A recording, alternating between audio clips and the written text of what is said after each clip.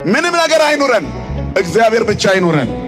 የባዶነታችን ሙላት ከንቱነትንና ሐሰተኝነትን ከኛም ይነቅል፣ በሞገስና በደስታም ያኖረን፣ ከመቅበዝበዝ ነፃ የሚያወጣን፣ በየቀኑ ምን እንደምናቅድ ግራ ገብቶን ከምንውልበት ሕይወት በእቅድ የሚመራ ማንነት የሚያጎናጽፈን፣ ከምናስበው በላይ የሚያስብልን ክብርና ምስጋና ለስሙ ይሁን አባቶቻችን አምላክ።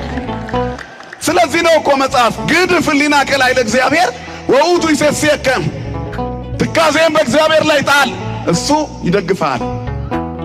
ስለዚህ ሰው ከእግዚአብሔር ጋር ነው መዋል ያለበት፣ ከአምላኩ ጋር፣ ከመድኃኒቱ ጋር፣ ሕፃኑ ከሚያሳድገው ከእግዚአብሔር ጋር፣ ታዳጊው ከሚያሳድገው ከእግዚአብሔር ጋር፣ ወጣቱ ከሚያበስለው ከእግዚአብሔር ጋር፣ ጎልማሳው ከሚያሰክነው ከእግዚአብሔር ጋር፣ አረጋዊው በሽበቱ ዘውድ ከሚሆነው ከእግዚአብሔር ጋር መኖር አለበት። በየትኛውም ሕይወት ተዘከሩ ለፈጣሪከ በመዋዕለ ውርዙትከ፣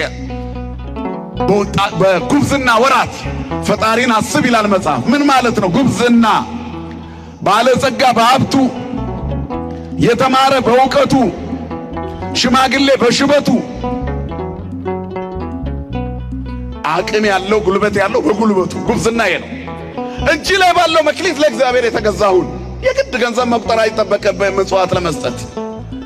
ያቺ መበለት ምንም የላትም፣ የእግዚአብሔር ልብ የሚነካ ምጽዋት ግን አደረገች።